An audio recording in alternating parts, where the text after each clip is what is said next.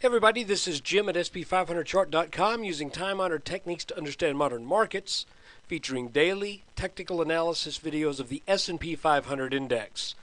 I want to remind you that the website and this video are for educational purposes only. Nothing stated at the site or in this video is intended to be used as investment advice. I can draw lines on charts, but you have to draw your own conclusions from your own research and make investment decisions that are suitable for your personal financial situation. And once again, I am not a licensed financial professional. I'm just a guy who draws lines on charts. And before we get started, I want to share something with you that's a little bit off the beaten path. But you know, I'm coming to the realization that sometimes for me, there is, what's a good way to put this? There is kind of a cognitive dissonance. In other words, what I know intellectually and what I do emotionally are two different things. And I fell prey to greed today. And I'll tell you how it happened before we get started. It happened in a way that a lot of people might not think would be greedy. But it is greed. And what it was as we were approaching this gray line up here around 1282, just a little under 1282, where this little tiny ascending wedge was headed. Now you remember yesterday I said, you know, this move is petering out. You can tell by this wedge shape right here. And so I said, you know, I think I will either short when that wedge breaks down, or when it reaches 1280, 1281, something up in that area there, getting very close to another back test of this blue line. So I came into the market today in total 100% cash. And guys, because I wanted those extra 4 points on the short side of the trade, I woke up to roughly a 30-point down gap, and frankly, did nothing all day long because I felt I would have been chasing at this point. I missed my opportunity up here by what? Roughly 3 points, and so be it. The good news is, even though I was a little greedy in wanting that, I wasn't so greedy that I decided to chase this down, though I could have made good coin doing it. I would rather wait for the next setup, and I believe we've got a setup coming along here. So, but first, I want to show you something interesting. I did a little video today in basic chart reading, and we're looking at wedges. And I want to show you this chart here over the past 1, 2, 3, 4, 5, 6, 7 days is full of wedges. We got this little wedge right here that when we got over it and then kind of back test, it led to another wedge going up. That when it broke down, made another wedge, broke out, made another wedge, broke up, made that ascending wedge, broke down strong, tried to make an ascending wedge probably to back test this line here, couldn't do it, broke down. Then this really wasn't much of a wedge here, but still a little bear flag nonetheless. So if you look at the chart, you can see these small wedges outlined in teal, okay, and there's actually a wedge inside this big red one. And then here's the funky thing. Today, at about 2:55, after it had become clear that this was a bottom, and it looked like this was a bottom, I decided to snap a line across those two bottoms, and I took that line down to the nearest area where I saw technical significance, and that would be this purple line right here. Okay?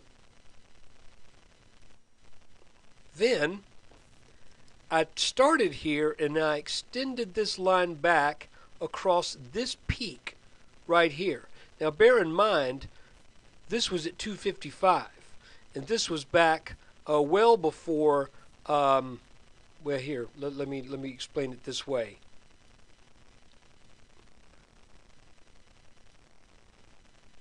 None of this was on the chart at that time. And I was just kind of doing a little experiment. I wanted to say, because we've seen how often these wedge patterns develop and how often the apex of them is at a technically significant point. So with only this point in mind and this bottom line, I said, let's pretend like this is a technically important point, start our line here, run it back across this top right here, and lo and behold, the market came up in this little wedge. And let me move this line here because it's got to go right there. Came right up to that point and then sold back down.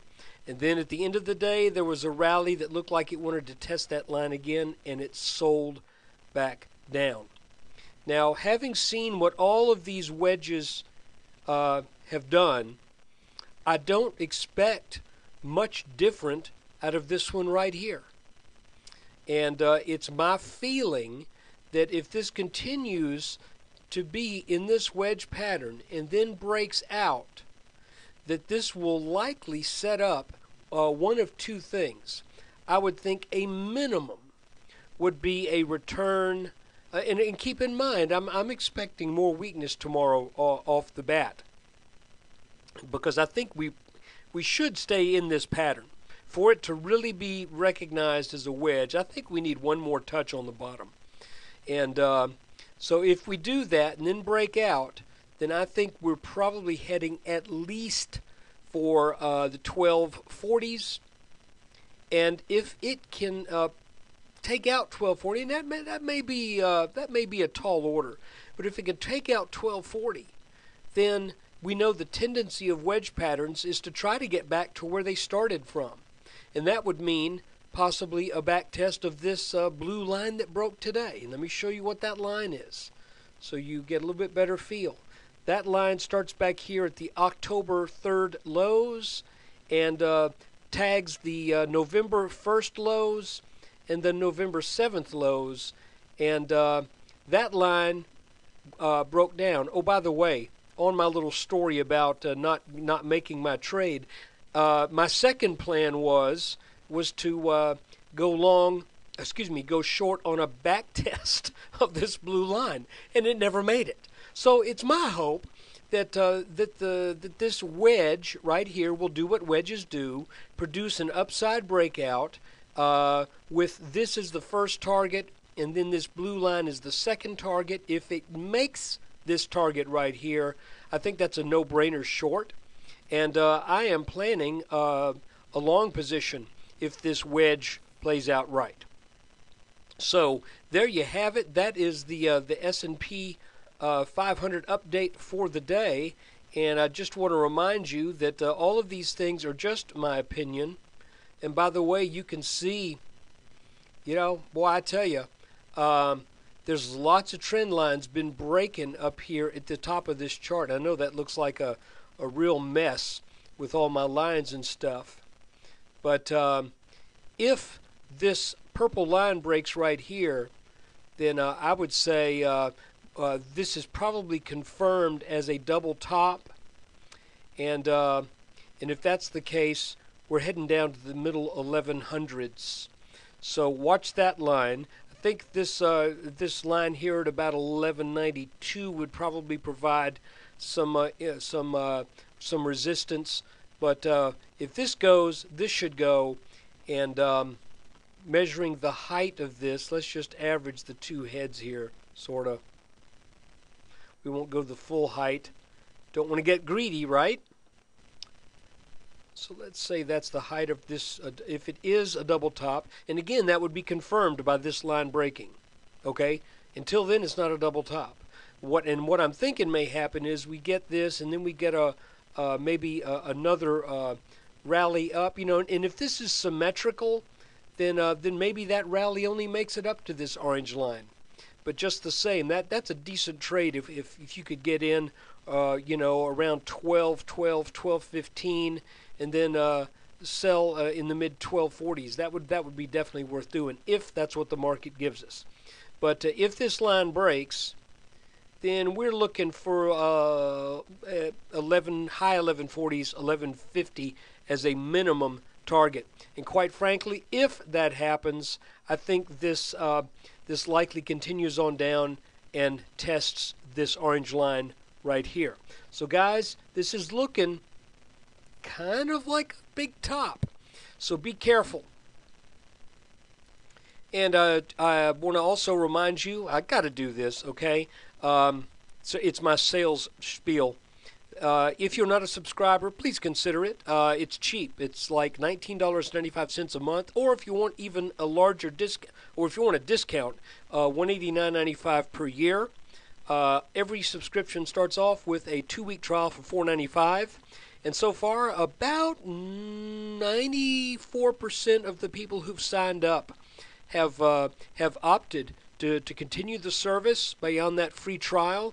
And considering the fact that that decision has been made in some of the roughest, toughest trading waters known to man in this half century, I'm real happy with that. So look, thanks for watching the video. Take care, and good trading to you tomorrow.